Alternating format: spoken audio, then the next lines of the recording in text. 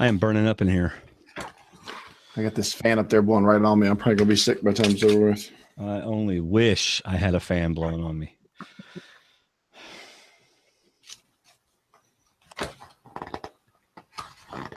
Did you get to sit in your office and watch videos all day? Yep.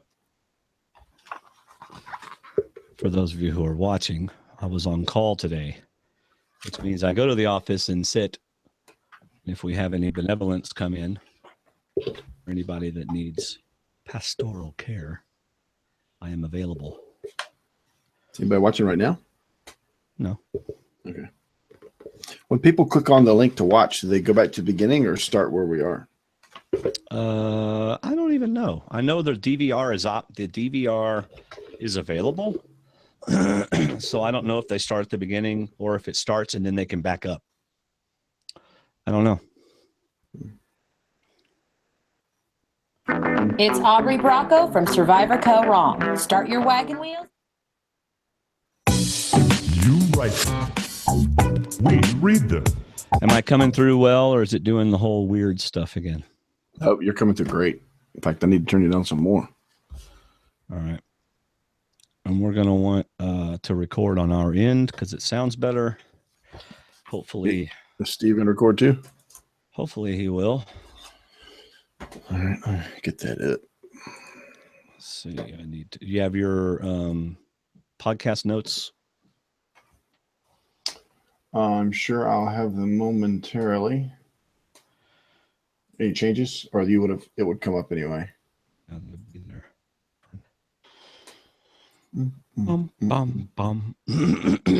Won't have as many live viewers today since we're in the middle of the afternoon, or so I think.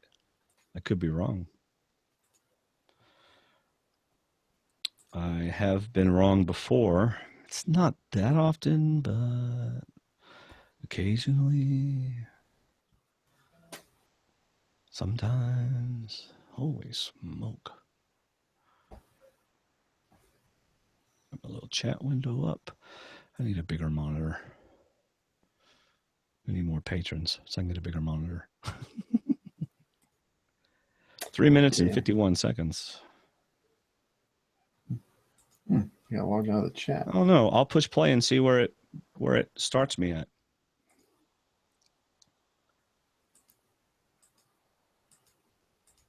It starts right where you are. Okay. That's why people in the chat room that join are pretty much caught up to where we're talking. Yeah. That's what I figured. I've just never done it. Boom, boom, boom. Trying to pick out my next hat.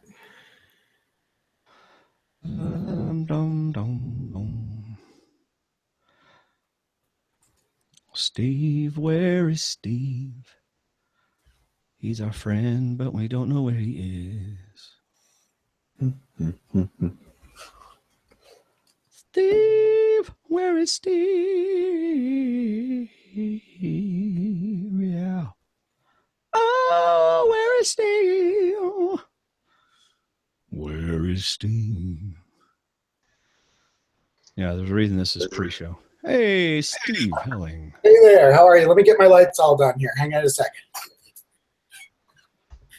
He's going to get his lights all done.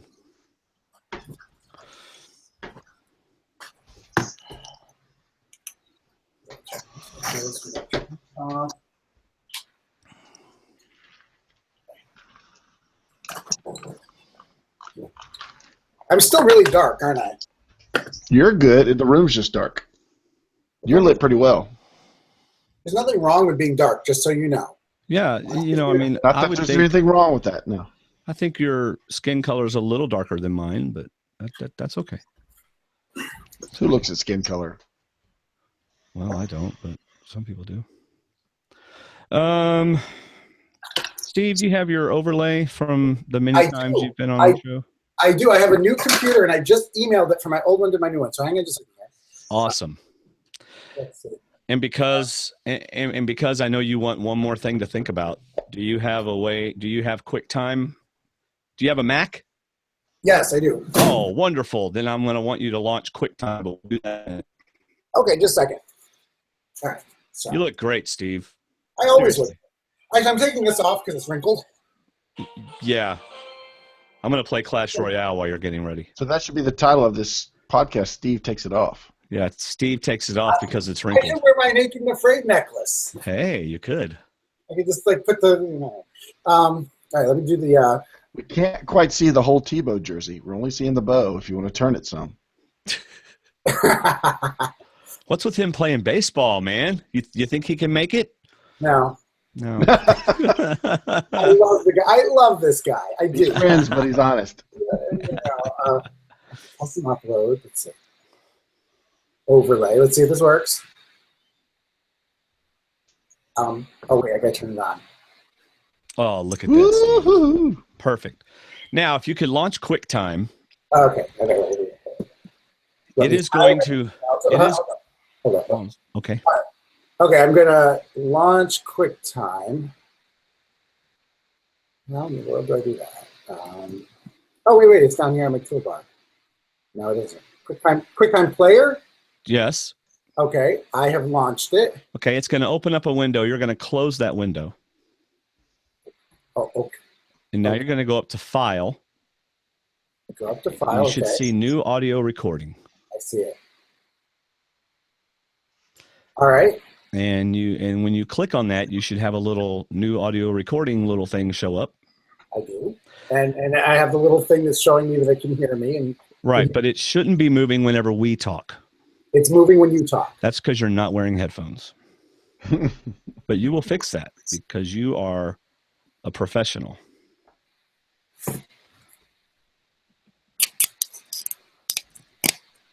Okay. Now it shouldn't do it whenever we talk.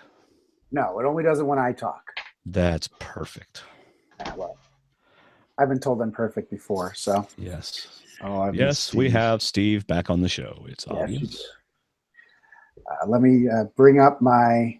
Oh wait, and look, I even have my second computer where I'm going to have my off to the side where I'm going to have all the bios. So Yeah. Did you get did you get a chance to type up all your bios from your interviews, or you just going to do it from memory? I'm going to do it from memory. I have some. I took some notes. So I have these notes that tell me who I think sucks and who I think is pretty good. That's pretty much how we do it. Yeah. Oh, we're gonna let Steve go first then. That'll be good.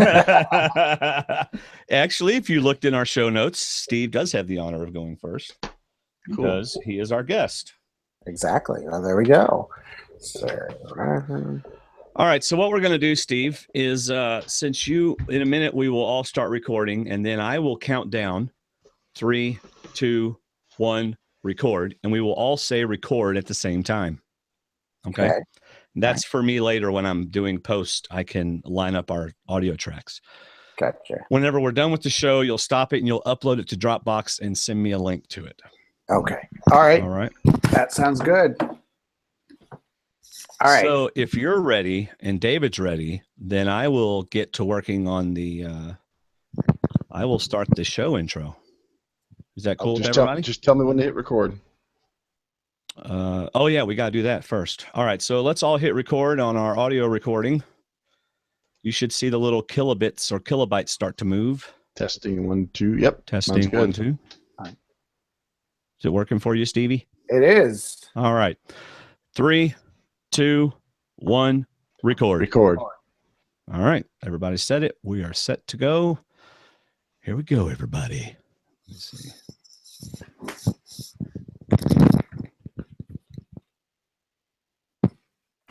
It's Aubrey Bracco from Survivor Co. Wrong. Start your wagon wheels and get rolling because it's time to hit the Survivor Trail with Dwayne and Dave on Survivor Talk with D&D. Cock your wagon and float on through. It's sure to be a fun ride. Just be sure not to get dysentery and die. Hello, everybody. Welcome to Survivor Talk with D&D. I'm Dwayne. And I'm David. And we're just two best friends talking about the show we love, Survivor. Thanks for stopping by to fill your brain with more D&D. We're a family-friendly podcast. It started back in 2012 with Survivor One World, and we love our D&D community. Y'all are what makes the show great, so thank you for listening. We also have 2 other shows, Movie Talk with D&D, and our new one just launched, Stranger Things with D&D. Yeah. Hmm. If you haven't figured out, that's about the show Stranger Things. So there you go. All right. Then tonight, while picking our teams for the D&D Survivor Challenge, we will be delving deeper into this new cast of survivors who I like a lot. Millennials versus Gen X. And joining us to do that is our good friend, TV host of two shows, Murder Made Me Famous, and the spinoff Scandal Made Me Famous, both on the Reels Network, and senior writer at People Magazine, the one guy through whom we know all famous people, Steve Helling. Hello, Steve. Hey, how are you? I'm doing good, man. Hey, I told you not to mention that he's our outlet to famous people, or he'll stop being our outlet to famous people. Sorry. Yeah. Well, he's our outlet, but that doesn't help us any. You know, Not like anymore. It helps you. You never know. One time we may be doing this, and without even telling you, Sandra Bullock might be sitting right next. that would be pretty awesome. Wouldn't that be awesome? And then Yeah. you'd be like, and then she'd be talking about Survivor. It would be fantastic. Yeah, that would be pretty cool. Yeah. It would be. It's not going to happen, but okay. No, it's not going to happen. Kind of like when I go, hey, you want to ask Tim if he can? No, Dwayne, I don't know. No, Dwayne. I'm not asking Tim anything. He talks to Tim like every other day, but not yet has Survivor Talk with D&D been brought up one time. He's been on the private jet, but hey, that's Well, if I find out that Tim becomes a big fan of either Survivor or Stranger Things, I will tell him about your podcast. How about of course. And that's all we would. Well, we don't expect anything. We're just So joking around with you. I can hear the conversation on the plane now. So, Tim, there's these two guys. No, I don't want to talk about it. But they're good friends. No, I don't want to talk about it. If it ain't football, I don't want to talk about it. Or But baseball. they can help you in your baseball career. Okay. Then he'll listen. So So Steve got to go and cover the Olympics for People Magazine. I did. I was in Rio for 22. I'll tell you, there's a Survivor thing here. I won't tell you who, but there are a couple Survivor contestants that, because I was gone for 23 days. So after I was in Rio for longer than they were on Survivor, I would text them and be like, so you made it X number of days, but I made it X+1 number of days. So actually I'm better than you. Right. And a few of them didn't write me back. It was I was kind of offended. Yeah. They were like, yeah, we weren't in a nice hotel in Rio. Oh, that's okay. But Well, welcome to those of you who are watching live on our website and YouTube. Enjoy the chat room and have fun. If you like the show, click the thumbs up. That's really nice. You're right there. You might as well do it. It's right down there. Just click that little thumbs up button. Next week is our That's What You Think episode. So get your written or audio thoughts to us no later than 7 p.m. Eastern Daylight Time this Thursday. All right? No later. Also, please try to keep your thoughts under 5 to 6 minutes for this episode. Seriously. If you write a full paragraph for each person, it's probably over 5 to 6 minutes. You know what I'm saying? And it's not Survivor Talk with D&D and insert your name. So that actually sounded a lot worse than I meant it to sound. Yeah, I was going to say, you're horrible. Any feedback. My point was we have like 10, 15 feedback and they're all 10 minutes long. We don't have time to do it. So we need you to get them down to 5 to 6 minutes and that'll help. All right. All right. It's time for some.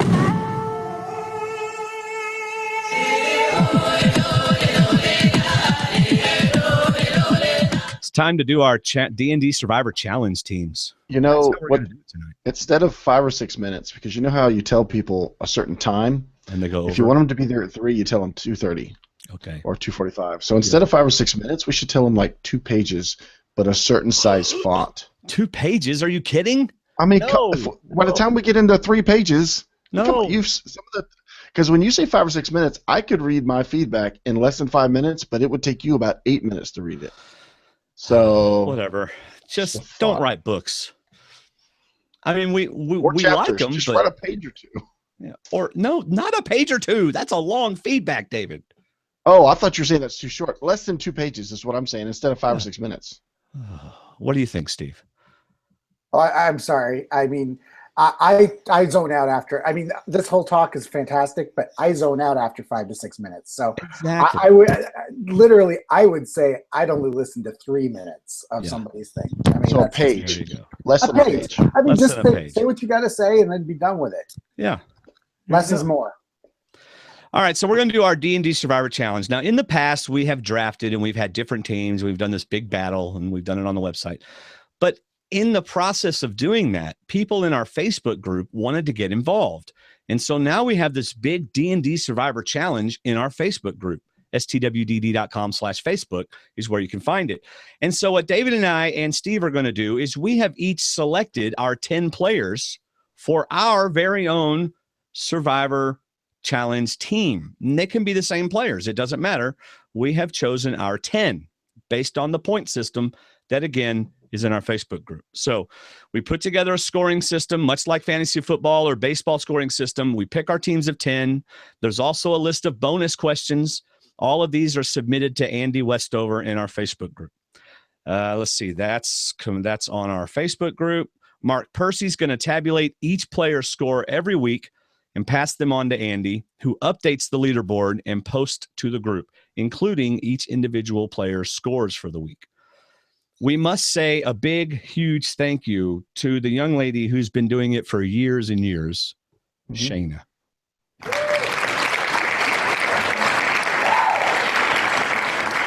We will miss you, although she's still here somewhere. She's just not counting points anymore. And if you're disappointed why we're not drafting like we usually do, this is one reason I hate playing fantasy football, because I get distracted from the actual fun of the game. So if I'm kind of competitive, just a little, so I get stuck watching for this and for that, and I'm like, oh, did I beat Dwayne this week? And who cares? I just want to watch Survivor. Well, I'm still we're just doing the fun thing on the Facebook group with everybody else, picking 10 people that we think will do well, and go from there. So I'm tired of beating Dwayne. I still want to win. No. See, you always lose to me in this one. You beat me in the draft, but you always lose to me in this one. Which is why we're quitting the one where I usually win, but we're keeping the one they usually win. So I got you. Right. But that's not in the notes. I just added that in. Deadline to submit your team of 10 to Andy, again, via our Facebook group, is Tuesday, September 20th at 11:59 p.m. Central Daylight Time. We need to hurry because we lost Steve again, right, when you said it. This is Steve Helling. Yeah. Or for what it's worth, I just want to mention that the one and only time I ever did the draft with you guys, I won handily. That's all. Yeah. So I'm batting 1,000. That right. That was the year you were with me, which helped you a lot. Handily? Yes, I thought y'all won on the last week. Hey, it doesn't matter. We had 6 of the final 8. Yeah. You were like losers. You guys were keeping up with us until you literally had 2 people left. Oh, that was the horrible season, yes. Last season's where it was close. Yeah. Okay. But I still had Kelly on my side. She hated you for that. So go ahead. We're going to go around the room, per se, around the table, and Steve is going to pick his, whether you named him number 1 or her, your top pick or whatever, you're going to tell us somebody that is on your team, and then we will tell you if they are also on our team, and then we'll discuss that person. And now, then I want to give. Oh, I'm sorry. Go ahead. And once you do that, then David will go. He'll pick somebody, and we'll talk about that person. And once we've all done our team, then anybody left over, we'll talk about why they're not on our teams. Okay. Now I'm going to give my full disclosure here. I interviewed all 20 of these people before they went out. I haven't talked to a single one of them since they got back. So, and I'm unspoiled on how they did or anything like that. But yes, I spoke to these people before they went out, and I asked them about their strategy. Right. I asked them who they were. So that's how I chose my 10. Yeah, you will probably do better than us because all we have is what was on EW and the Survivor. Well, you didn't post anything. I was going to say, somebody hasn't posted yet. I'll post it later. I'm going to post it. If you don't want me reading Dalton, then maybe you should post something. Or Gordon. So Dwayne and I reserve the right to change at the last minute. No. I'm going to stick with my team. I spent a good hour and a half on this today. Wow. I had pages all over my desk. I wrote a list of names and was done with it. So, oh gosh, now whenever he wins, it's not bad enough that he's cocky already. He's the host of 2 shows and knows all these famous people. Drives a Maserati. Goes to the Olympics. Went to the Olympics. All right. I drive a minivan, but okay, we'll say a Maserati. All right, it's a Maserati minivan. All right, Steve. Who is the first person on your? Oh, did you have a team name? No, I didn't. I which is probably why I should have spent more than just a few minutes writing down a list. I'll come up with a name by the end. Oh gosh, I didn't either. I forgot about a team name. That's all right. That's all right. That's why I'm the producer. Go ahead, Steve. Who's your first person on your team? Okay, of everybody who I spoke with, all 20 of them, the one I thought had it going on the most was Mari Takahashi. Whoa. Yes, she had it. She had it going on up here. She talked about her ballet training, how she'd do well in balance, in balance type of challenges. She's got a really analytical mind. Yet she's, okay. Like for instance, even her personal claim to fame was that she climbed Mount Kilimanjaro, which I think is pretty impressive. So I came away from it, and for what it's worth, I talked to some of the other people who had also interviewed them, and all of us said, yes, she knows what's up. So she's my pick. She's awesome. She's not only, if we were going to be ranking them, before she went out was my number one pick to win the whole game. Watch her go out first, but I thought I was really impressed with her. Nice. I also have her on my team. She was my third pick. So she was pretty high up in mine. David, did you have her on your team? I don't have her on my team. I like her, and Gracie's probably going to disown me for not putting her on my team, but I think she's going to be kind of obvious that she's smart, that she's strategic, and she may even be recognized to the point where it puts a target on her. I do like her. I hope she makes it far, but I have a feeling she's going to go too soon. Yeah, I think the only one that might recognize her is Will, and he doesn't look like he would recognize her. I don't know that he's a gamer, Okay, I didn't really tear apart your analysis because you didn't give one, but if you're going to tear apart I'm just kidding. Whatever you want. It's talk however you want. Say what you want to, David. All right, why did you put her on your team? Well, I think her being a YouTube personality is actually going to help her because she has that. I mean, just listening to her talk, I think people are going to be drawn to her. I think they're going to like having her around. And that's always a good thing, is to be liked. Having people liking you being around is always a good thing. And also, she's an outdoorsy person.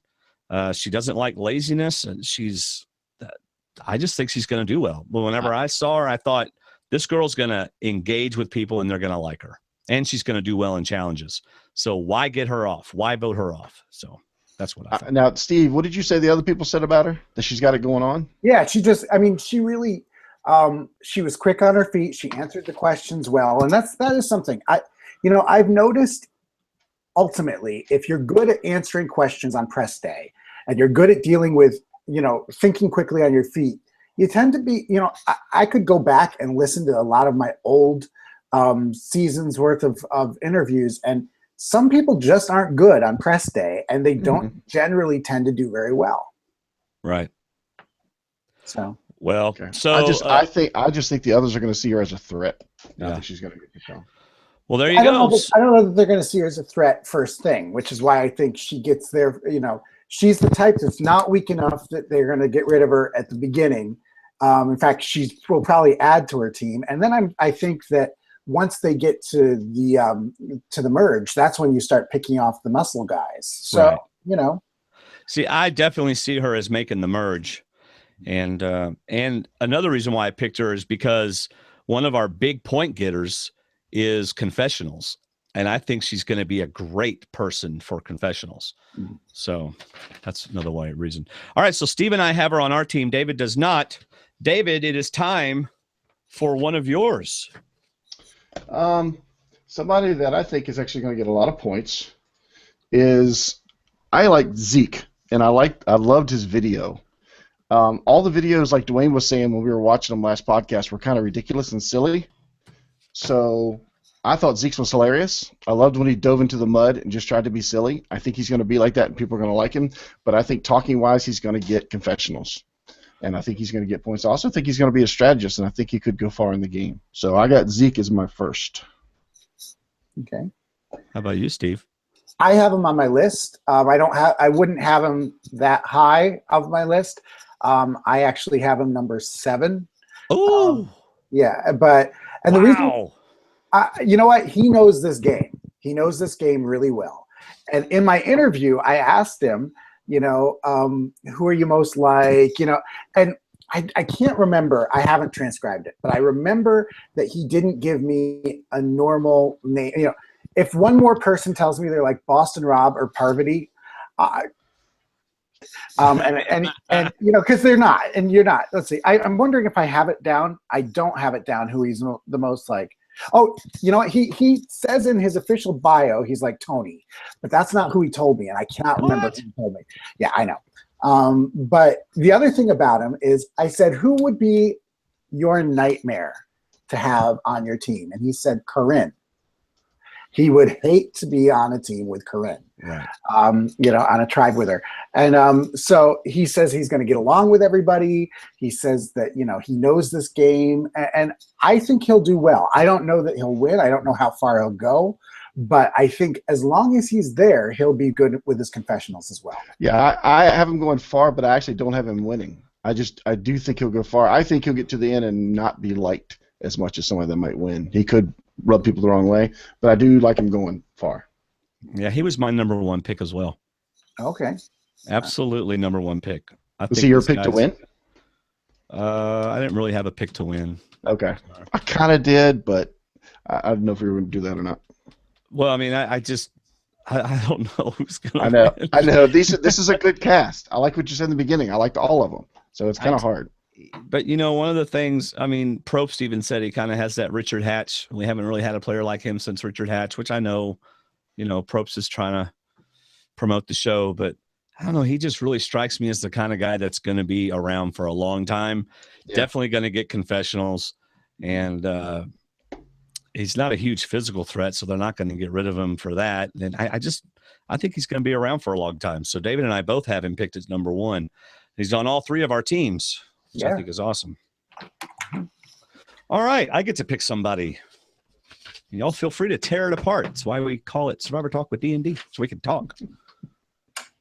Brett LaBelle is my number two pick.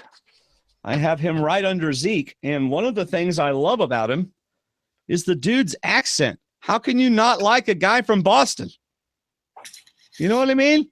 I mean, he's great. Police sergeant, likable.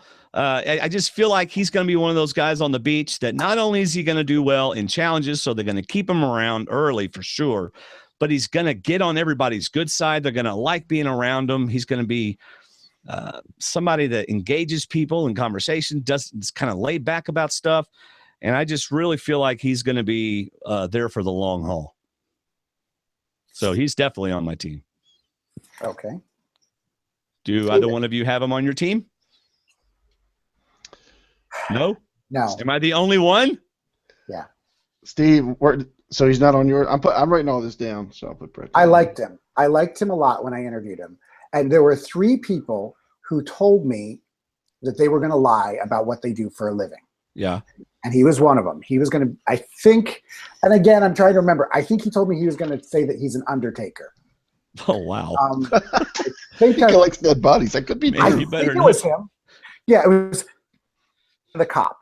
All told me what they were going to, their cover stories were going to be. And for that reason, I think that somebody's going to either make him as a cop or something. I just got this feeling, and again, I could be wrong. He could win the whole thing. Right. But going into it, as he's telling me this, and I'm trying to be professional and not say things like, gee, do you think that's really a good idea? And that doesn't work. And, and as he's telling me a little bit about his strategy, I'm thinking, okay, great. That's not going to work for you. I could be wrong. But so I don't have him on my list. Now, if I were ranking them, I probably would have him 11th or 12th. I mean, I would have him close to the top of the ones that I didn't choose, but I didn't choose him. So, all right, David, did you choose him? No, but he was on the bubble for me. And it's funny that you said about his accent. You like his accent. See, I think it's the Southern accent that people like and would feel more comfortable with, because I have a couple people with Southern accents that I think will do well. But I liked Brett, but I looked at that tribe and I thought alpha male. He's a big guy. There's another big guy who even says he's an alpha male, and for some reason I just see Chris doing better than Brett. And I think those 2 guys could get along if they got to know each other, but if they clash, I just think Chris and his Southern accent is going to draw more relationships than Brett and his Boston accent. But I didn't think about his accent, but that's a good point you bring up because I was basing some other thoughts on Southern accents. Yeah, and his is good. Definitely different. So see, I like Boston accents, but most people like from the North that are not around Southern people, they melt at a Southern accent. Yeah. You know, so you're right. That's a good point. I do like Brett, and I'm with Steve. I had him on 11th, 12th, or 13th. He's on the bubble, but I just didn't put him on my 10. Yeah. I do have a concern with him, even though I have him high on my list, because I think he's going to make it a long time in the game. One of his pet peeves was people who talk politics and religion. And I have a very strong suspicion that this season is going to have a lot of religious talk in it. Yeah. And because they have really emphasized that. There are several Christians on the show, and they proclaim it. So I went to a meeting last night. It was a deacons meeting, as a matter of fact. And the guy that drove me, because we had to go far away for this meeting, he goes, "What's with all the religious talk in all these videos?" He said, "That's awesome that there's going to be," and I'm just looking at it, he goes, "Why are you making that face?" Because it ain't going to be awesome. I said, because they only put in the clips what could happen in the season, and I have a feeling, like Dwayne just said, it's going to come up as maybe a negative or positive, and it's been mentioned on negative and positive. Yeah. But what's funny is, you know me, I like police officers. Yes. And if he lies about it and comes up with a spy shack, Dwayne could be right and we could be wrong. So we never know. All right, so let's recap. We've all gone through once. So far, Steve has shared with us that he has Zeke and Maria and Mari on his team so far. David, so far you've shown us who? Just Zeke. Just Zeke, and I've shown Zeke, Mari, and Brett. All right, Steve, who's your next person? Okay, my next person, I think I put her up a little too high, but Hannah Shapiro. I put Hannah up high. Yeah. She's friends with Max Dawson. She took his class. She knows this show. She took his class. She did. She took his class. Now, is that really a good thing? Okay, go ahead. Okay, she was very, very smart, very knowledgeable in my interview with her. Right. And I know that she's one of those that I think if she makes it past the first few days, she'll be fine. She's probably not going to be the one that easily gets people around her. But I think that she's probably smart enough that she can keep from getting voted off quickly, and then I think she'll make the long haul. Yeah. I think I put her up way too high on my list. I just remember, and I'll tell you this, the handlers said that she was really high strung before the game started. I think she was really psyched for it. Yeah. If she can get that under control, I think she'll be fine. I should have put her down like at 10, and I put her up. Really? I really should have, but I liked her, and I didn't want to forget about her, so I have her on my list, and we'll see. That might be one that I regret putting on here, but I liked her personally, and I figured she'd been talking with Max about the show, and she knows what to do. Granted, Max made it 14 days or whatever, so it is what it is. But maybe she talked to him afterwards. Yeah, maybe she has. So, how about you, David? Yeah. Oh, I'm sorry, Steve. Go ahead. No, that's all. The question is, if she failed the class, that might be good. Yeah. I should have asked Max. I don't know. I kid, Max. I kid if he listens. He doesn't listen to us. Are you kidding? I actually have her on my team, but I have her around 7. Okay. Like 4 to 10 is kind of jumbled up. I like her for confessionals, and I'm like Steve. If she gets past day 3 or 6, like Aubrey did, I think she could find her way into a good place. I hope her and Zeke align. Her video was my second favorite video. Me and Dwayne could hardly hear it because we were laughing so much at her video. But her video was great, and if she exudes that personality, she's going to be one that we've talked about you want to hang around. And if she's trusting and doesn't come across as scheming, I think if people laugh at her and get along, I think she's got a chance to do well. But I see her as a point getter, which is why I invested in her and put her on my top 10. Yeah, she was my number 4.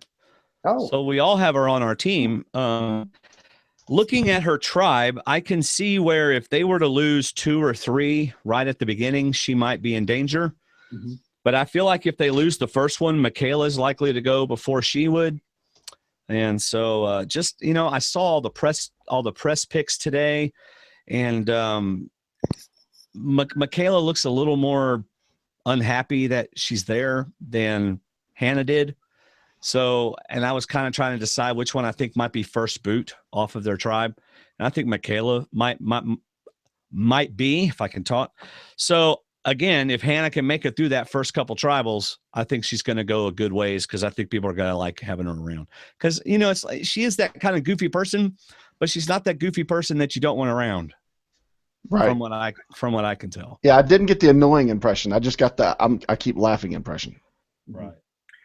There's also something to be said about the people who are fans of the show and they're giddy to be chosen for the show that they love. Yeah. And I think that so I hope she does well. I hope she does really well. So. All right, David, you're next. Let's see. Oh, sorry. Get back to that document. Next on my list, well, actually, you're covering, I'm trying to make sure I've got people where I've got them on my document over here. I've got Chris Hammonds, All right. the Oklahoma football player with the Southern accent, the big guy that everybody keeps picking out or talking about. Yes, they do. Even Zeke picked him out, and he likes his spirit. I just like his accent. He's a lawyer, so he's smart. He's schemy.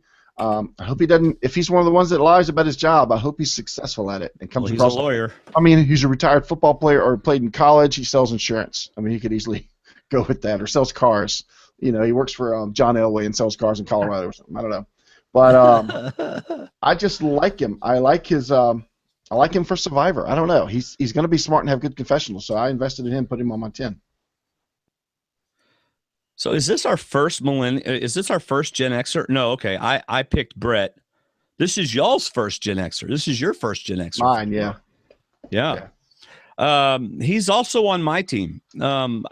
Watching his video again, I was really impressed with him. He is big, and I think he is going to do well in the challenges. Just that preview of him basically knocking Jay or Adam, or it may have been Taylor, of just like get out of my way. And maybe he does have that nice Southern charm and keeps him around. But I mean, obviously, I just really don't see him going early. So he's definitely one of mine. And I do like what you said about his accent. I think that's going to help him, assuming he's not an alpha male with a Southern drawl. Come on. Yeah, as long as he's a nice alpha male. Yes, exactly. All right, Steve, is he on your team? He's my number 3. He's your number 3. Wow. He's my number 3 because I'll tell you what he told me his job was going to be out there. He wasn't going to be an attorney. He was going to be a football coordinator. Nice. I can't remember whether he said for a college.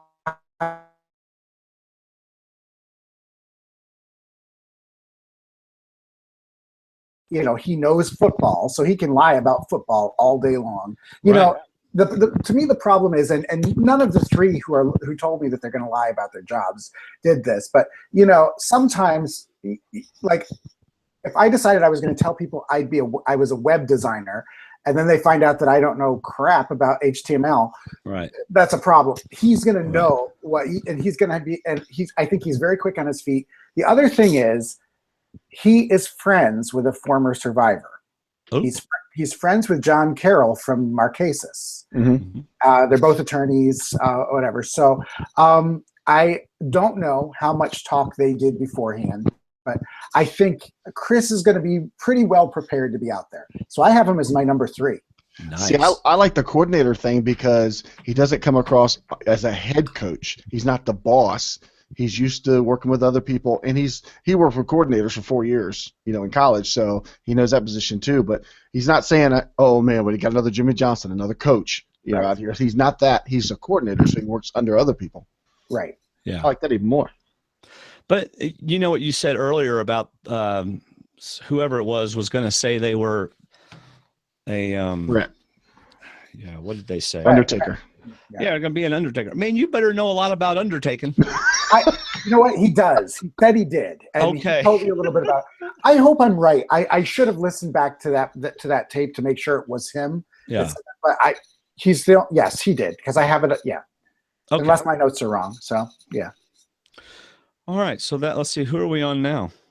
See, I picked. So now, wait. Who picked that one? I picked Chris. That was you. So now it's I'm losing track. Now it's my turn. Yep. I hope someone else 1, 2, keeps. 3, 4, 5. Yeah. And we've already picked 5 of yours. Yeah, you have. I'm on number. Well, he was my number 6, so I'm back to number 5. Wait, wouldn't it be my turn? I mean, I don't care, but No, it's you, then me, then Dwayne. No, we've done 6. Me. no, y'all just you, picked some of mine. All right. I It's think you, Dwayne's David, number me. 6. So we've only picked 5 so far. We've picked 6 so far. Mari, Hannah, Chris. Oh, never mind. I have Chris down twice. I'm sorry. Oh, you can't do that. You can't do that's not. You know what's interesting though? So far, everybody y'all have picked is on my team. That is Interesting. interesting. So my number 5, she's 5 on my list, is CC Taylor. And she is, of course, on the Gen X team. And just looking at, I don't even know why I picked her, to be honest with you. I just, for some reason, I thought this girl can make it. She can do well. Maybe she'll get me some points somewhere. I don't know that I don't think she's going to win. I don't even think she'll make it far past the merge unless she gets on a really good group. But for some reason, I have her on my team, and she kind of stuck out to me. So hopefully Steve will have better reasons than me, unless he doesn't have her on his team. I don't think he does. She's not on my team. And you know what? She seemed very, very sweet when I talked to her. And she's very, when I spoke to them, I didn't know what the theme was going to be. And so her strategy going in was, I'm going to, I can be the mother figure to some of these young people. Well, now she's on a team with a bunch of old people, old people being our age. So I think I took her as being maybe too nice for Survivor. She doesn't seem like somebody who's going to really lie her way through it. So if I were ranking it, I would put her pretty low on the ranking. Yeah. I think she might be too lovely of a person for Survivor. Yeah, maybe so. I don't know why I picked her, but she's there. She's going to be my dark horse, like Keith. Keith was David's dark horse. He was because, he was. Yeah, so she's going to be my dark horse. I don't know.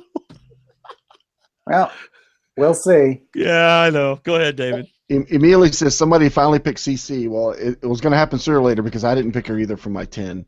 I don't know. I just get the feeling I don't know how she's going to acclimate. Did you get the impression she was a fan, a lifelong fan?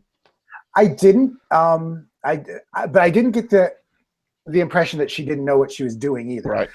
But then again, by the time I've talked to them, even the ones who weren't fans have gotten the 3 DVDs that they watch, and right. And I think Survivor is well known enough that you can sort of fake it if you've watched a season or 2. Yeah, this might be ageism, but it seems like the older players that don't have a mean strategy might get picked off, whereas the younger ones seem more forgiven sometimes and are allowed to tag along. And that's kind of why I didn't pick her from that tribe. I actually split 5 and 5. I got 5 Gen X and 5 Millennials, and I kind of did that on purpose, but I like the way it worked out. I did like her too. She's somebody I could easily have a conversation with or even work with, but I just didn't see her as in my top 10 for this group. Okay, so she doesn't seem like she's going to be someone that's going to get on people's nerves and be like an angry person. And so I kind of feel like she's just going to kind of stroll along and be someone's vote for a while. Mm-hmm. Yeah, that's what I'm thinking. All right. Okay. Whatever. Back to Steve. Now, I'm wondering whether to tell you number 4 or just to choose somebody else who's lower down on my list. Well, just tell us number 4. Well, you've already told us your first couple, so you can tell us who you want. All right, I'll tell you who my number 4 is, and I may regret this one, but it's Rachel Ako. I put her down because of everybody who I talked to, of all 20 of them, I liked her a lot. I liked how she talked. I liked what she said. When I say I liked her, I'm not talking at all about in the framework of the game. I'm talking about she was a likable person that I got off the phone and I said to the handler, I said, I hope she does well. She's really nice. Yeah. She has had some tragedy in her life, in her background. So she got a little teary when she was telling me about it. I don't know. I just, there are certain people, and likability is one of those things that people forget about sometimes on this show. Yeah. I look at somebody like, if you've ever met Danny Boatwright, who of course won the show, she's just somebody who you like enough that, aside from the fact that she was beautiful, but you just like her and you want her to do well in life. And sometimes if it's between Rachel and somebody who's not quite as likable, one of them's going to go and one of them's not in the alliance, chances are they're going to choose the one who is a little bit rougher around the edges. So that's why I put her there. I think, you know what? Let the chips fall where they may. Hey, I picked Cece. You could pick Rachel. Exactly. I had Rachel on the bubble, and I think, and I hate to say this, but I think she's distractingly beautiful. I think she's a very nice person. She talks very well, and I can see her being one of those that people say, let's get Rachel to add to our group. Let's bring in Rachel. I don't see Rachel being a mastermind, but I actually predict Rachel makes the merge and goes a good ways into the game because she's easy to talk to. She's very likable, like Steve said. However, I didn't put her in my 10 because I don't see her getting a lot of points for confessionals or idols or challenge wins. That's the only reason she's not in my 10. Otherwise, I see her making the merge. And like you said, there's a lot of likable people in this group, but I'm picking people, point-wise that I think will give me points. But I think Rachel makes the merge, and I think she goes far because she's just likable. I look at that tribe, and I'm like, who are they going to vote out first? Or who are they going to keep around? And Rachel's one of those I think is going to get added to the numbers. So I didn't put her on my team, but I do like her going a good ways into the game. See, I could see her having a total breakdown in the first 2 days. Just like totally, why am I here? She's not married to John Rocker, so you don't have to worry about that. This is not, why did I do this? So-and-so hurt my feelings. I'm not saying she's going to be that big, but I'm just, when you're thinking emotions are going to be high, and I don't know. Probst even said it. Of course, what can we say about Probst? But he said insecurity may be her downfall. Mm-hmm. So, that was probably one of those that was with my heart, not with my head. But yeah. Oh, if I was picking a boot list, she would have been on my top 10. But I just don't see her gain a lot of points. So I take it, Dwayne, you don't have her on your 10. Oh, I'm sorry. No, she was my number 15. Okay. Yeah. So there you go. So I've had a CC. Steve's had a Rachel. Is David going to have one of those? Is he going to have a Lucy? You never know. But since we're near the top of the group. All right, David, it's your pick. I'm going to say one that you're going to have the opposite reaction to is, I think, Michaela. I think you didn't like Michaela or were worried about Michaela. And she's another one, to me, that's had a very active life. She's gone through a lot of stuff. She's easy to listen to and talk to, but she's also got that southern drawl that to me says honesty, and it says I'm being truthful with you. I'm not trying to lie to you. I just want to do this and do that. And she just seems like a smart, put together young person. This is my wild card, my long shot. I like her. I'd almost lean to her as a pick to win, but at the same time, I don't know. I didn't get enough of a Survivor vibe about her. I just liked her. I liked listening to her, and I just thought she's a smart person, and I liked her accent. Well, I liked her until I saw all the episode 1 pictures. Oh, I didn't look at those. And she's smiling in one of them, and then the rest of them she looks miserable. Of course, they have a typhoon or cyclone come through, so they may all be miserable. Oh, it was interesting though. A little sidetrack here. This is not considered spoilish because CBS put it out. So if CBS put it out, it's fair game. Probst was talking about the cyclone coming in and them having to evacuate everybody. And he said it was very interesting. All the Gen Xers were like, acted like you and I would act. And all the millennials acted like it was a party, like, oh, cool, Survivor history. Yeah, wow. So anyway, I thought that was interesting. As you're getting swept away. Yeah. All right, Steve. Michaela. One thing about the typhoon, and then I'll tell you where I have Michaela. It's interesting because I do think some of it is of how much resolve you have in your life to do things.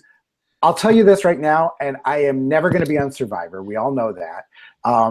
But I have my own stuff going on. And frankly, if through some weird thing I were on Survivor and on day 2 the typhoon came through and they evacuated us, I would be like, I'm out. I'm done. It was stupid for me to come out here. I'm not going to put my life at risk and risk. Send me the F home is exactly where I would be with it. And so I don't think that it will be interesting to see if anybody quits because of it, because I actually think somebody might. But when it comes to Michaela, I was trying to decide whether to put her or Brett at number 10, and I chose Michaela at number 10. So she just made my list. There were a few warning flags I had when I talked to her. Like, she did say, I just say what I think because it's how I feel at the time, which works for exactly one person who ever plays the game, and her name is Sandra. Nobody else can just say what they think at the time and have no repercussions for it. Right. If she's charming enough in her happy times, she can make it far. Otherwise, I think I gave her number 10 because I think she'll get the confessionals, but I don't see her making the merge, or if she does, she just makes the merge. See, I see her as first boot if Millennials lose the first challenge. Mm-hmm. So, wow. I don't know if we've ever had that much of an opposite reaction about somebody.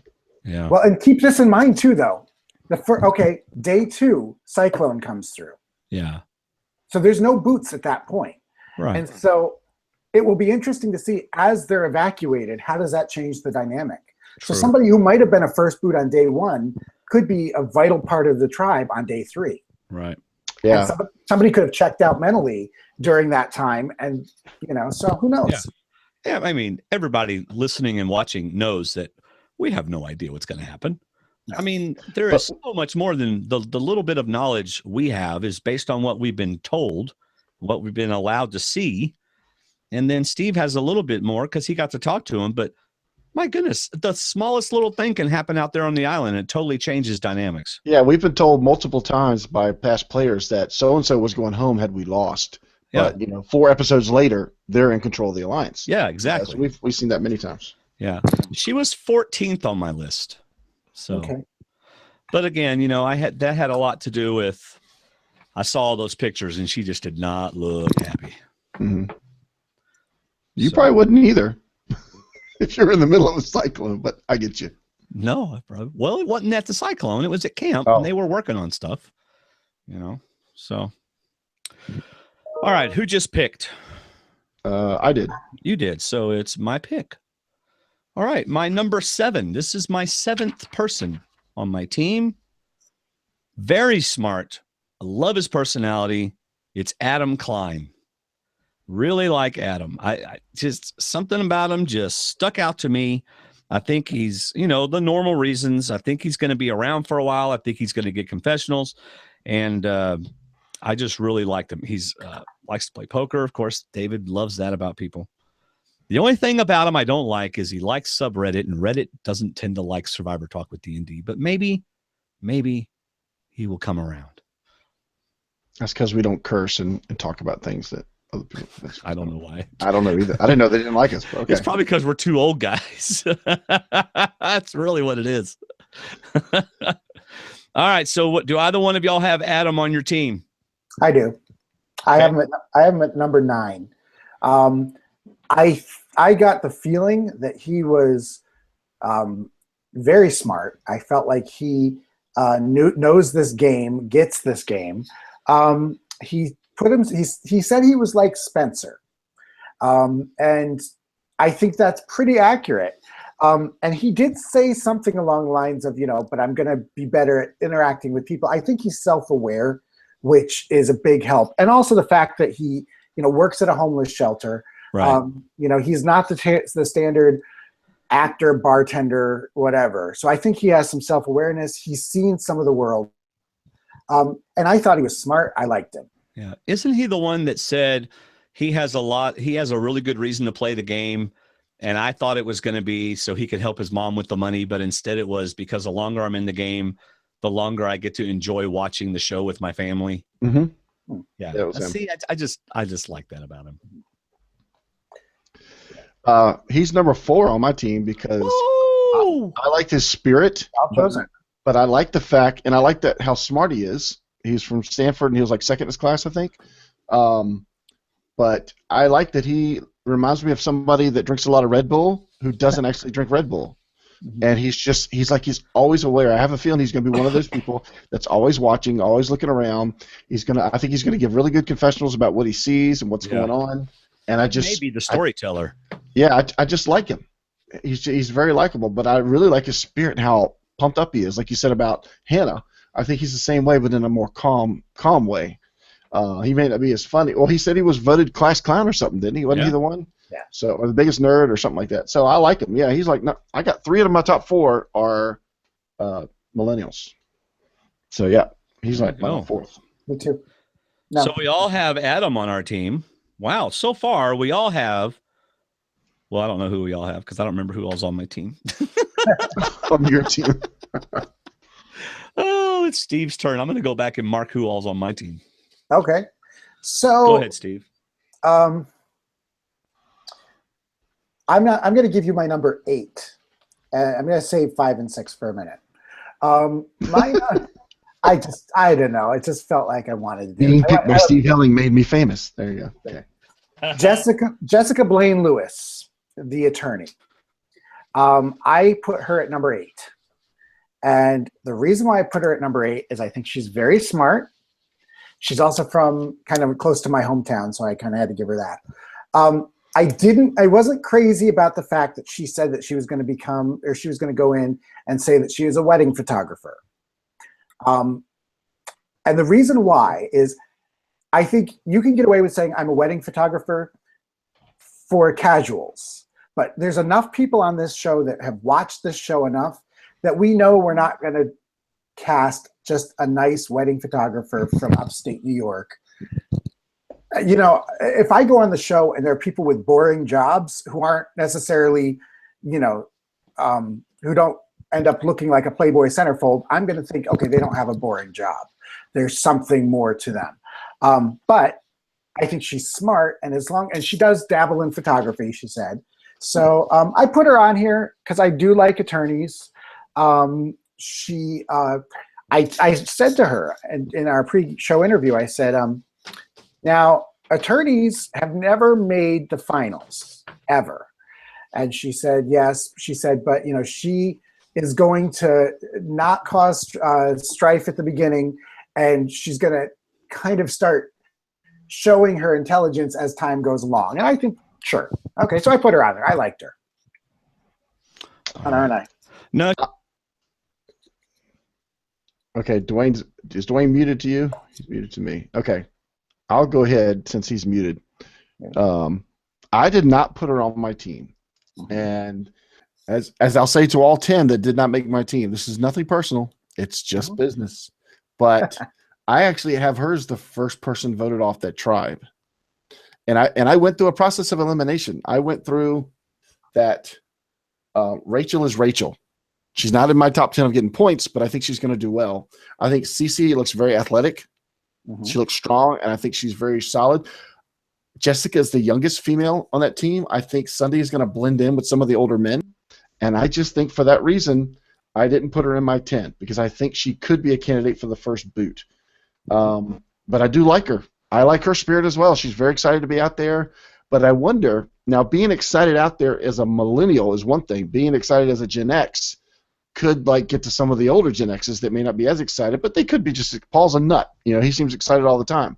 But I don't know, she scares me as she could be a sacrifice from a first loss, whenever that comes. So that's the only reason I didn't put her on there, but I like her too. Mm-hmm. Are y'all talking about Jessica, right? Yes, sir. Did y'all see that I left the podcast for a while? No, we didn't even notice. Yes, we did. noticed that the smell was gone for a minute, but you're back. Now there's two of me down there. So, oh well, interesting. She was on a bubble for me, and when it ended up, I ended up having to cut some people.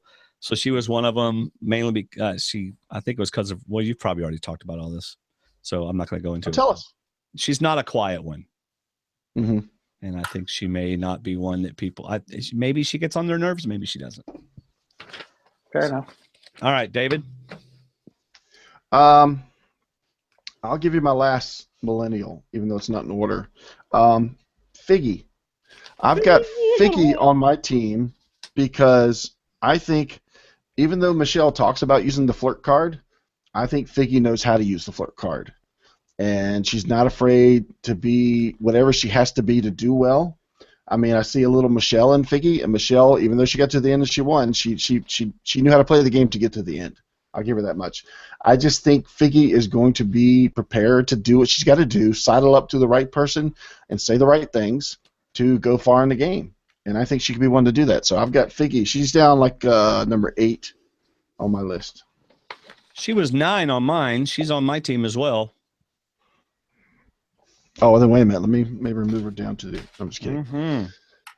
No, I think. I mean, we're at the bottom of our 10, so it's not like we think these people are going to win or anything. But I think I liked her personality. I think she's fun. I think people are going to like having her around. She's going to be part of the in group, and I think she's going to hang around for a while. Give me some points. I put her at number 13. Not because I didn't think that she could go very far, but I got the vibe that, I don't see a ton of confessionals, at least at first. You remember with Brains, Broad, and Beauty, this most recent one here, we didn't really see the beauties for a long time, Right. And I just get the feeling that we're going to go the first half of the season, and for whatever reason, she's just going to kind of blend in. There's always somebody that when they show like the entire group, you're like, oh wait, who? Oh yeah, I forgot about her. She may be the one. Just I don't know why, but I didn't put her in my top 10. Though again, she's a lovely person. I just don't have her in my top 10. Well, Right. So unless they go to 3 tribes, the only chance we have then is if they do spread out the confessionals over 2 tribes. So this is 2 versus 3. But you're right, the beauty tribe pretty much disappeared because they just didn't lose for like the first 3 or 4 weeks. Right. So. Yeah. And also, when we're talking about girls, some of the girls her age, I think, have a more interesting backstory when it comes to confessionals. So, All right. She's also very athletic. yeah. Mhm. Yep. I could be wrong. She could win the whole thing. I might be seeing her at the finale apologizing. So, Oh, there's Sandra Bullock calling you back. So hold on. Yeah. Sorry. that's not my phone. Hello, Oh, that's Sandra. Dwayne.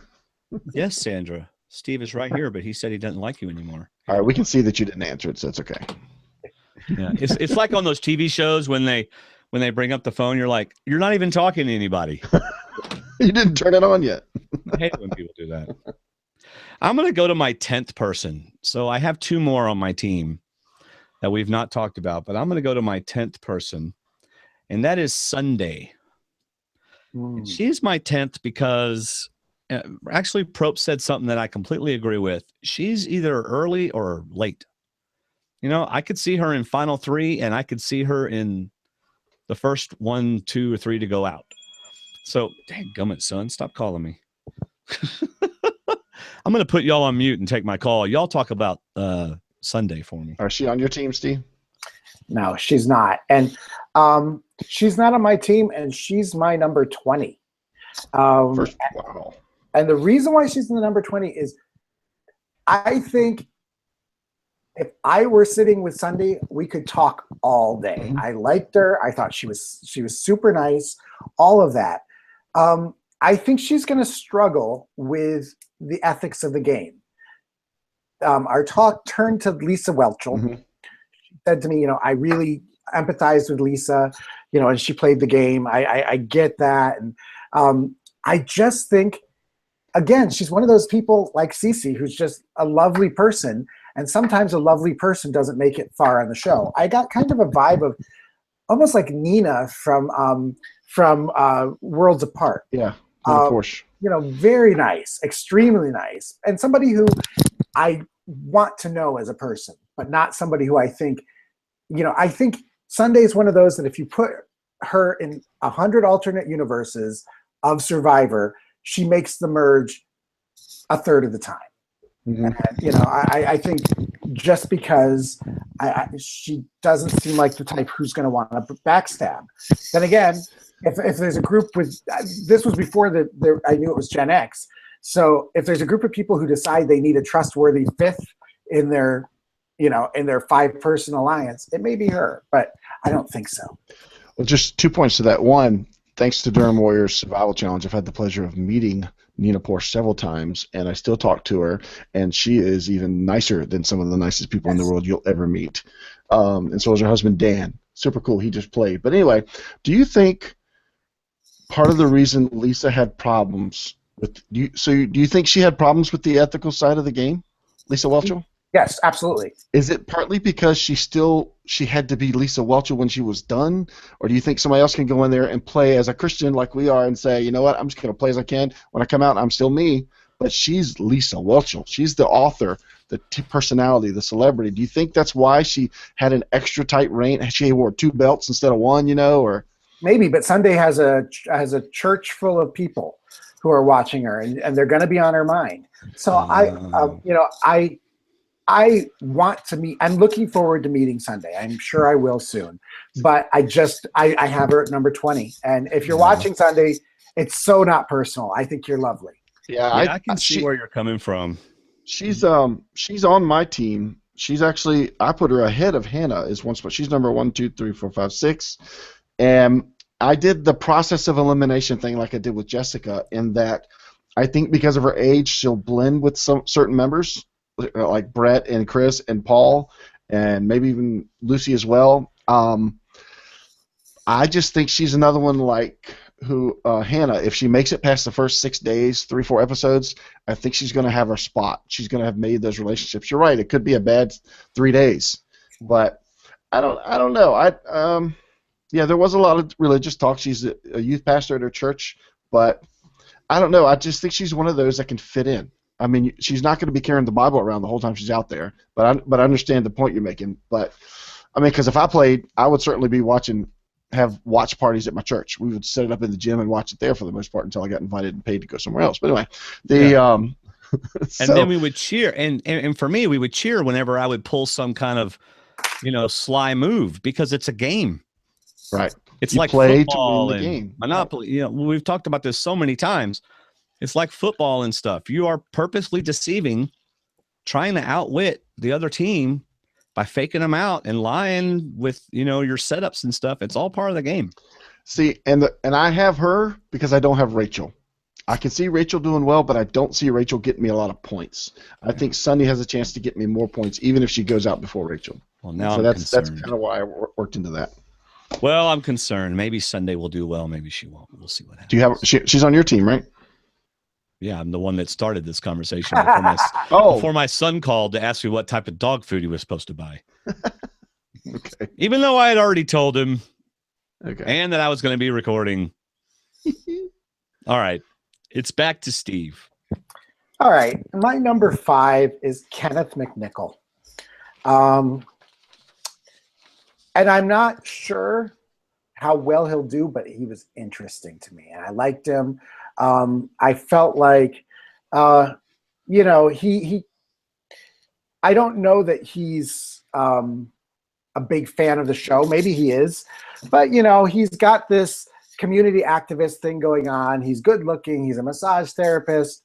I can see him massaging his way to the merge, Nice. and then I can also see him massaging the older ladies to get him pretty far. I get the idea that he's going to be, I think he's going to do well. I do. I think we're going to all know who he is. Yeah.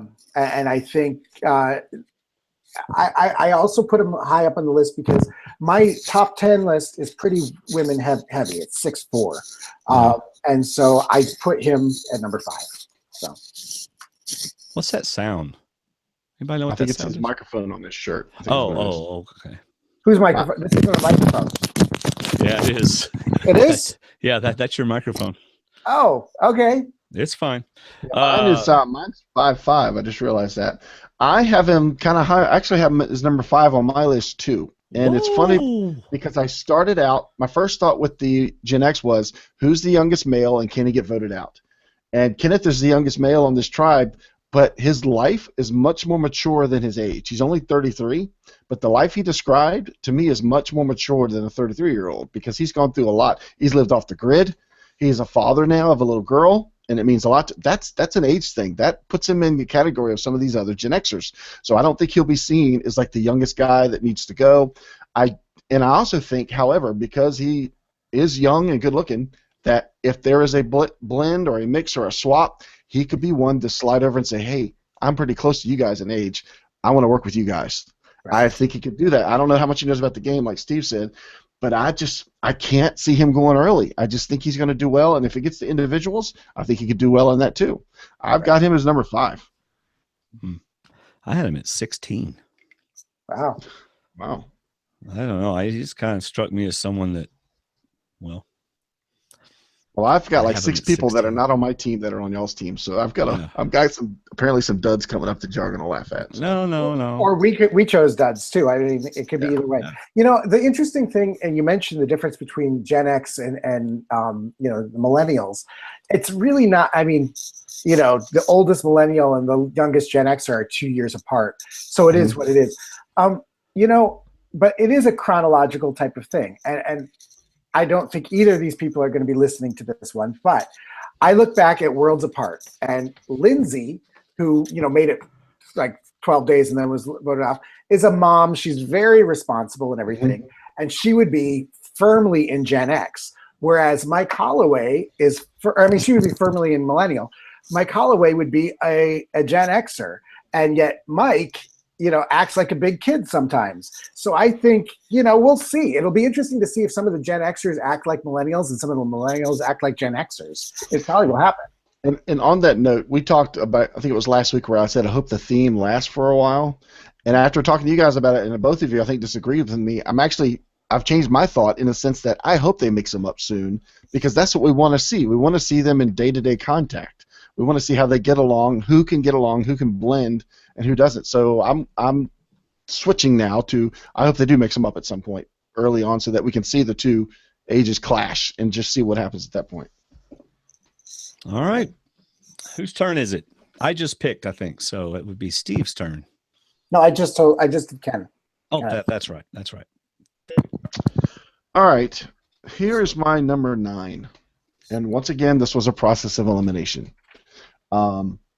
I like listening to Lucy talk. I thought she was smart.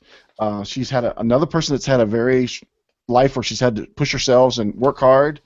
I didn't realize it. I heard it in the video last week when Dwayne played it, but when I watched the video and saw that she was a bodybuilder, I'm like, wow.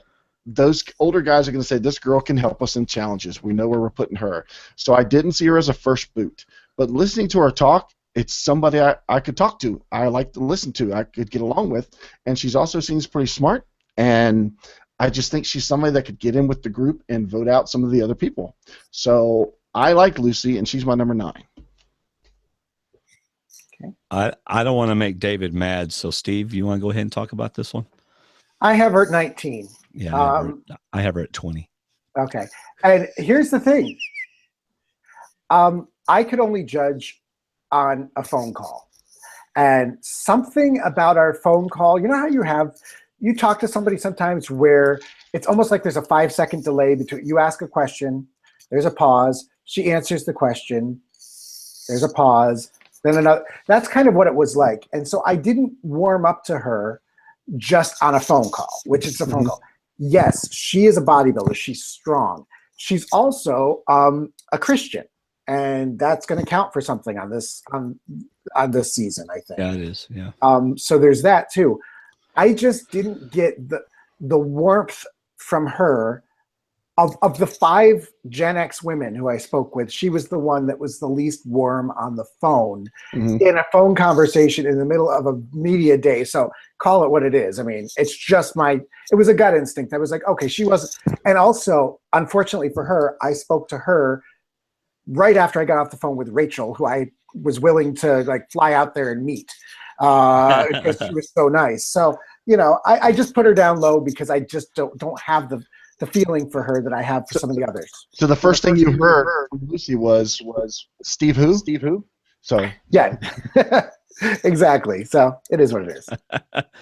For me, she seems like she's.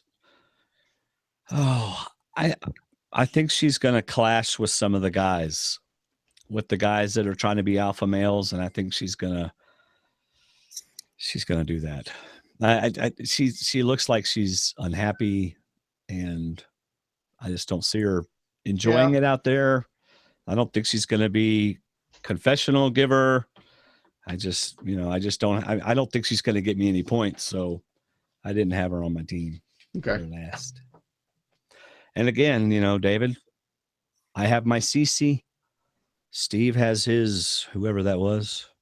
Rachel. Yeah. Yes. And you And have Jessica. And you have your Lucy. So there you go. Is it my turn? Okay. I can't believe y'all don't have Michelle on your team. I do. Oh, okay. Go ahead. That's right. Go ahead.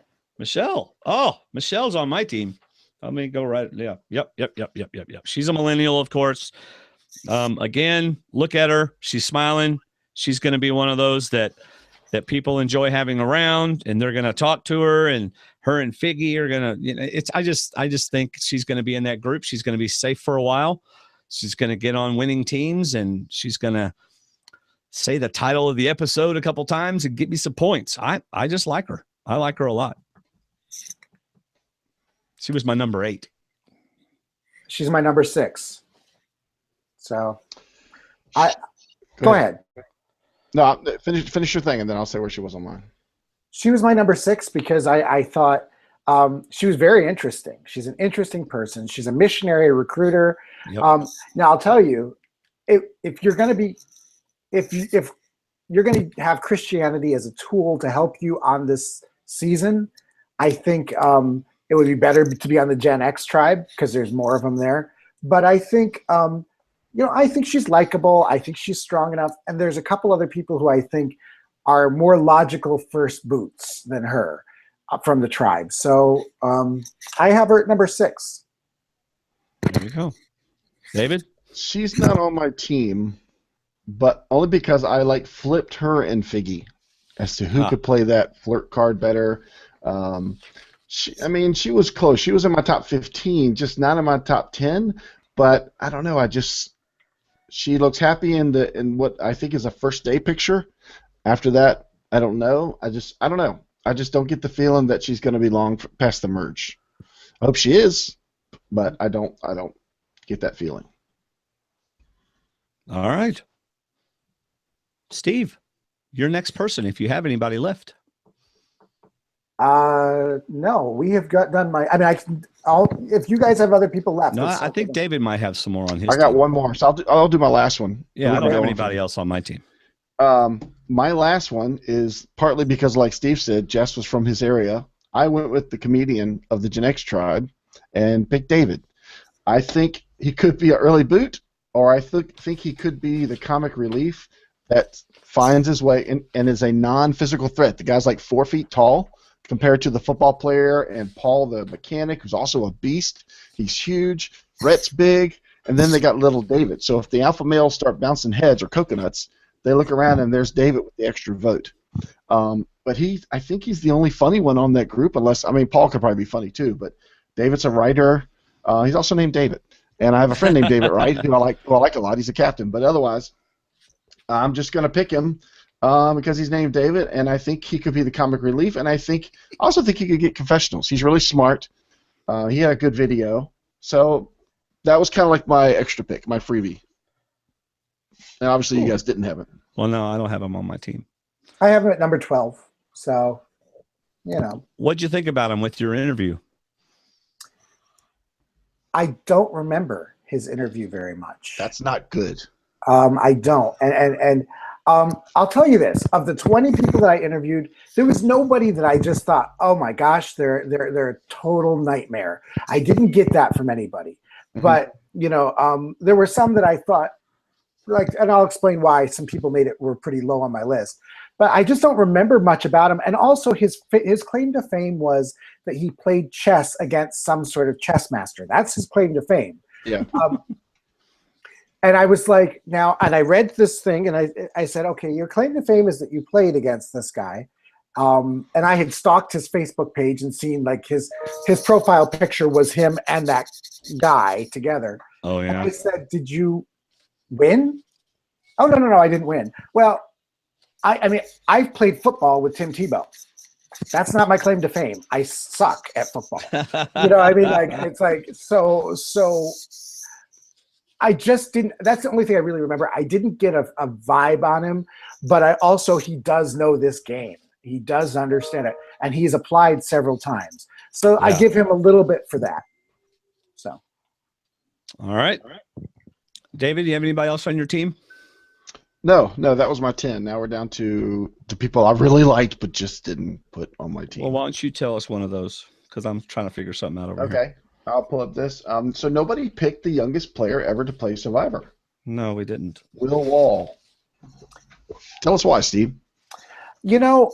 I kind of feel it's better for him that it is a Gen X tribe. I mean, a millennial tribe. Mm-hmm. Generally speaking, the younger you are, the harder I think this game actually is. I agree. I said this back last season with Julia. I was like, oh my gosh, they finally found an 18-year-old who really deserves to be out here. She understands the game. She's playing the game. She's figuring out what to do. And she ended up getting booted because she kind of was devious. And I think Julia is a great example of somebody who could come back in 10 years and could own this game. I don't get the feeling that our 18-year-old this time has the social skills yet. He's very opinionated. The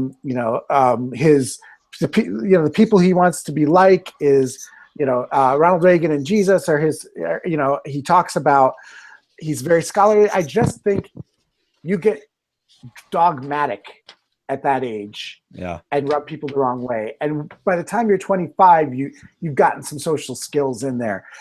Nice enough kid, but he's a kid. So we'll see. He is nice, and I like his drive, but I think as soon as he gives an opinion in the group that most of the group doesn't agree with, he's going to have a sign over his head for the rest of the time out there that says high school senior. And that's how they're going to treat him. They're going to see him, no matter how tall he is or athletic he is, they're going to see him as a high school senior, yada, yada. He's not this. Whereas, like you said, Julia just kind of slid her way in, found her place, and then started to make her splash. And I hope he does well, but because I like his fire to play, but at the same time, I think as maybe it's not a male, but if he has an opinion about something, he's got that great deep voice, but he's going to be labeled. He's a high school kid. What does he know? And unfortunately, that might count against him. I have him at 18, by the way. And the only reason why I have him not at 20 is because I feel like probably the Gen Xers are going to have more of a losing streak than the Millennials. And also, so the other two beneath him are Gen Xers. And also because I feel like whatever episode he goes out, he's going to give us about 30 confessionals. That's true. For me, it was he's 18. And if you're 25 or above, hanging around an 18-year-old for very long gets really old quick. Yep. Quickly. Especially when they're smart. Right, and opinionated. He's a smart kid, so yeah. I mean, unless he's very mature for his age, I just think, like Steve said, he's going to become. Oh my gosh, he's talking again. He's still talking. How do we get him to stop talking? I mean, his voice is so sexy, but he won't stop talking. His voice shakes the trees. Yes, he does knock the coconuts down with his voice, but otherwise, yes. So I have a question. Why did none of us pick Paul, the rocker? I had a hard time passing on Paul because I like him, but it doesn't mean I think he's going to go far in the game. I think if there's a swap or a change, I think he's going to annoy somebody. I just think he's going to maybe not annoy, but rub somebody the wrong way. Yeah. And he could be the victim, and I understand how that feels. He could be the victim of a bad swap or a bad switch. I just don't know. I like Paul. I'd love to talk to him, but I don't know. I just didn't get a good feeling long term about Paul. I kind of got he's going to start saying the wrong things. He's like, if he doesn't agree with something, he's going to let you know about it jokingly and loud and fun, but still, like he's fun and great whenever you agree with him. But when you don't, he's not so much. That's kind of the feeling I got. I want to go down to Key West and I want to have beer with Paul. Yeah. I don't want to be on an island with Paul necessarily. Right. But, I want to hang with him. I like him. Right. He's the oldest guy to play the game this season. He's the oldest person, period, to play the game this season. But the other thing is, I noticed this in my interview with him. He mentioned that he was in a rock band at least 4 or 5 times. Right. And I got this sense that, he's very proud of it. And if you've listened to his stuff, he's pretty good. But I think there are certain things that when you say them in a position, if you say I'm in a rock band, hey, listen to my music, that's one thing. If you're on an island where nobody can listen to your music, and all you do is talk about a rock band, people could get tired of hearing about it. Right. So I put him low also because, and I'm discriminating against my own age group here. I think we're going to see more millennials make it further. As a whole, the millennials will make it further on average than the Gen Xers. Yeah. I have more millennials on my team. I think I'm half and half. So. I have 6 millennials and 4 Gen Xers. I also have 6 females and 4 males. What have y'all got? 6 and 4 female male for me. Yeah. But How about you, 5 David? and 5. 5 and 5. You just went 5 and 5 across the board, didn't you? Yeah, I went 2 Gen X females and 3 millennial females. Now, let me ask you this, David. Was this done on purpose, or did you realize it afterwards? And then we're like, oh, okay, well, that makes sense. I think it was more done on purpose because it was. I don't know. I didn't necessarily one more than the other. I agree with Steve. I think the millennials have a better chance of going on a streak of winning than the Gen Xers, and how they react to that. But like with Paul, I don't see Paul as somebody that walks up to a group and fits in right away saying, you guys are right, yeah, let's get into that. He's just, like you said, Dwayne, he could say the wrong thing at the wrong time, and that's all it takes sometimes in Survivor. Yeah. So we have 2 more people about whom we have not spoken. One is Taylor, and one is Jay. Any preference on who we speak of first? I don't care. You choose one. Jay. Go for it. Which one's that? I'm just kidding. Yeah, okay. What'd you think of Jay when you talked to him, Steve? I think I think he's deeper than he might come across. I really do.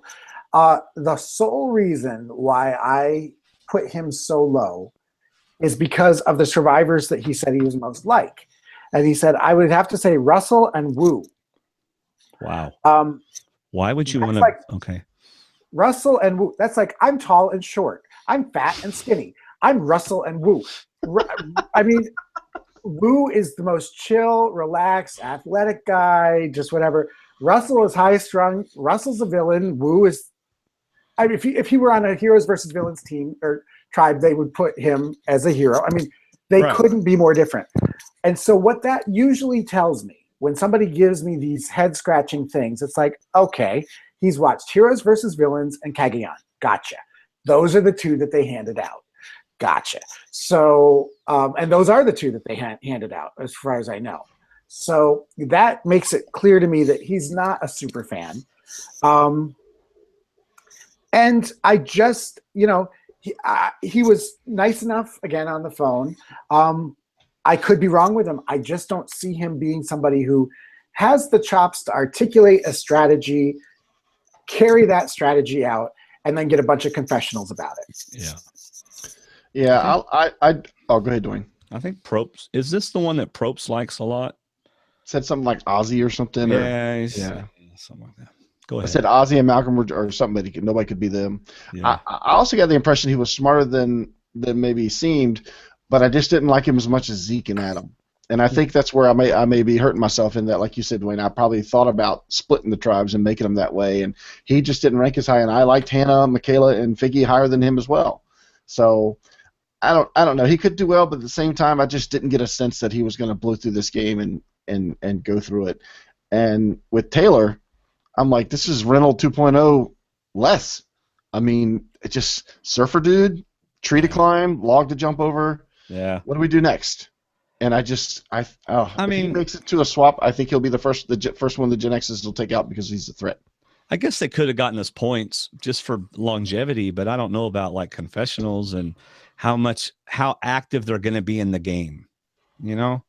So I just think old man Joe.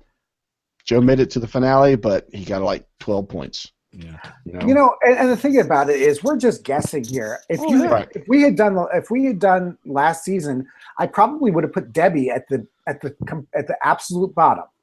And you know, Debbie made the merge, and her confessionals were wonderful. I mean, you know. By the way, with Taylor, he also said the contestant he was most like was Wu, and I'm like, okay, because he's tricky and funny, and much love to Wu. I like Wu, but Wu is not tricky. You know, these guys did not know the show Survivor. Right. So since he didn't know the show, and also when they asked him why he wanted to be on Survivor, he said, the fact that I will make Survivor history. Then he's like, in honesty, I haven't thought about the money. I just want to kick ass at the game. It's like, but yeah, zero sense that he knew of the game. You're not giving. You know, there are certain things that people say that are words that you say that don't mean anything. And I felt like that didn't mean anything. You know, again, probably a nice, I call him a kid because I'm an old man now, but yeah, a nice enough kid probably. I just didn't think he had the chops. So I have him at 16. He is the lowest. No, that's not true. I was going to say he was the lowest millennial that I had, but I have William beneath him. So. All right. So I didn't pick a winner pick or anything like that. Did either one of you do that? I wanted to, but I actually steered myself away from coming up with one because I didn't really want to have that. You know, I wouldn't mind doing a first boot from each tribe though. Okay. You know, so I've already told y'all my first boot from Millennial would be Michaela. That was mine. My first boot from Millennials is William. There's Will. Will, okay. See, mine would probably be Michelle, because I think those jocks would group together. It depends on who takes charge, and if my picks take charge, then it won't be Michelle. It'll be Taylor or Will, but it could be Michelle. Mm-hmm. If I had to, only because I have to. Dwayne's making this. My first pick from Gen X, my first boot off would be Lucy. You're just doing that because I think she's going to make somebody mad, and they're all going to be like, "Get her off of this tribe." I'd say from that tribe, I just did the elimination thing, and I came up with Jess being the youngest and not as strong as Cece or Lucy, and not being Rachel. I just came up with Jess. I have, if I had to guess who the first boot is going to be, it would be a mix. It would be probably Sunday is who I have. Mm-hmm. I could see an outlier of it being Paul. I could see that. Yeah, I could see that. Oldest guy. I've been in a rock band, whatever. You know, and also I think that since he's, you know, boat captain, whatever, he's going to feel like, and correctly feel like, I know more than most of these people out here of how to build a shelter, how to do this stuff. Right. And sometimes knowing more and being the oldest is not good for you. So right. So have there been any let's see, I'm looking it up here, any twists or anything about the game that CBS has revealed? So has there been anything like that so far? Just this, well, the Cyclones for one that you just talked about. Right. Let's see. Well, how is Millennials versus Gen X a twist? That's not a twist. Mm-mm.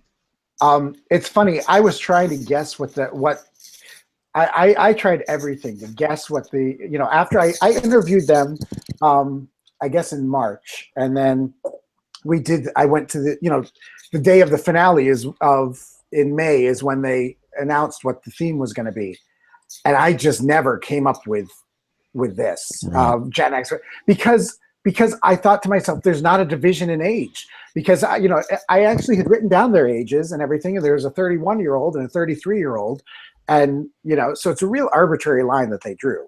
Yeah. So other than that, I don't really see any we're going to do this with the immunity idols or anything like that. They've been really. He said something about not the evolution of the idol, but it's continuing to change or something. I remember him talking to somebody about this season, just about the idol's going to be something new for the idol, maybe hidden someplace different or something. So that's about a hint of what we read. Didn't he say something about it being like in plain? Like, it's going to be in plain view. Yeah, like it might be down a shell on the beach or something, but yeah. And you're going to go, could this be an idol? Have you heard anything like that, Steve? I haven't paid it. I've been in Rio. I haven't paid it. There's probably stuff out there I don't know. But I've been in Rio. I've been in Rio. I've been too busy being fabulous to know what's going on. Hobnobbing with the Fab Five or the Final Five and all that. Yeah. We all wish we could be, Steve. Most people do. I mean, I'm gonna, we'll see what happens. I'm gonna go through my through everything probably this weekend and start transcribing these interviews and putting them up on people.com, and maybe I'll get a little more feeling by then. But. Yeah, but you're going to keep your same team. Are you going to submit your team to our Facebook group? What, we didn't just do that? Yeah. Oh, so I mean, so now I have to keep this team though. I can't change it, right? Well, that would you could do whatever you want, but probably fairer if you kept it the way it is. Why would it be fairer? I don't know. Everybody else who's turning it in on their Facebook page is. I said this at the beginning of the podcast. We have until the eve of the day to turn them in. And come on! I think we should keep our teams. We are announcing to everybody what our teams are. I'll keep my team. We haven't announced what our answers to those questions that Andy put forth are. That I haven't thought about. Yeah, I haven't thought about that. What are the questions that he put out there? It's going to be who wins the most individuals, who finds the most idols, who wins. What's some of the questions? Dude, I don't know. I think that's what it was like. Like who wins the most individuals, who finds the most or plays the most idols or something like that, and then who wins. All right, here it is. I will tell you. Well, I was going to tell you. Okay, who will be the first to play Hidden Immunity Idol? These are all bonus points. Who will win? I mean, like, who knows? I mean, that's totally a 1 in 20 shot. Mm-hmm. Who will win the most total post-merge challenges? Which castaway will end the season with the most confessionals? Which castaway will be crowned the sole survivor? So those were 4 predictions. They're like tiebreakers. Yeah. Each correct prediction, even if there is a tie, such as 2 castaways ending with the same number of confessionals, will be awarded 25 points, i.e. a potential of 100 points are available. Once you have done this, you can just sit back and enjoy. All tribes must be submitted by Tuesday, September 20th. 11:59 Central Daylight Time. September 20th? Yeah, the day before. Oh, we have 11 days. This is great. Oh, yeah. I'll do it on day 11. So. Yeah, there you go. So, my friends, it is time for... Well, that didn't work. I have no idea where you're going. I guess I better pull the notes up. Why isn't it playing? Well, it's iTunes reviews. But my thing's not playing for some reason. That's weird. We do have a new iTunes review. It's from Eeyore Bassett. Eeyore Bassett. Donkey Dog. There you go. He gave us 5 stars. Great Survivor podcast. These guys are fun. I'm looking forward to another season with them, unquote. If you want to leave us an iTunes review, it does help in iTunes. For some reason, that's what they look at. How many reviews do you have? How many subscriptions do you have? And even if you don't want to listen to it, subscribe to our new Stranger Things podcast. I just did it today. I'm probably the first, unless Dwayne was the first. But just to get those numbers up well, so we can it'll be high up on the list too. Yeah, and hit like. That'd be great. So we now have an always open D&D store. Shirts, hoodies, mugs, etc. Steve, I know you're just like want to trade in your Maserati for a Survivor Talk with D&D mug. No, I have the shirt right here. There you go. There you go. I keep it in my filing cabinet. Yeah. For whenever you're on the show in case we mention it. I don't know why. No, I keep it there because it's comfortable. Oh, okay. So okay, today I'm wearing a t-shirt. There are days I come here to my office and I'm wearing like a shirt and a jacket and everything, like a dress shirt. Yeah. And I just want to like take off half of my clothes and work on my couch. Right. And put on that shirt. So now see that's great. You too could do that. Just go to our Survivor Talk with D&D store, stwdd.com/store. Items ship weekly, so head on over there and get some stuff, or you can find the link on the website. If you want something signed, then select pick up and follow the directions. So it'll tell you how to do that. Remember, when you shop Amazon using the links on our website, you support the show and it doesn't cost you a penny more. It's a great deal. If you like our show and want to contribute, you can become a D&D patron. Not only do you make a huge difference in our podcast budget each month, but if you give $2 or more, you get access to our D&D extra video each week, which will start very soon. That's an extra video, about 10 to 15 minutes, that all of our patrons get to see. Join our family-friendly Facebook group at stwdd.com/Facebook. Follow me on Twitter at Survivor_talk. Thank you for tuning in, sharing our show with others, subscribing on iTunes, Stitcher, and YouTube, and for being a part of the D&D family. Steve, it was great having you on the show. good being here. Can't wait for the season to start. It's sooner rather than later. And let us know when you're going to join us for a Thursday night recap. All right, I'll let you know. I appreciate it. So I'm going to say goodbye to everybody. See you, everybody. See ya. Now, if you're still on the show because you're on YouTube and you see this nice big graphic that's about to come up. It's not coming up. There you go. You can watch our latest episode, Who the Heck Are These People? You can watch our Stranger Things episode. If you click on that, become a patron, subscribe, check out our website. So there you go. Did you guys have fun tonight? I did. Yeah, it was great. Today? Well, yeah, today, I guess. It is today. I like the Batman poster. Nice back there. Yeah, it was cool back there, wasn't it? I forgot to mention it, yeah. Yeah. All right, guys. About to stop the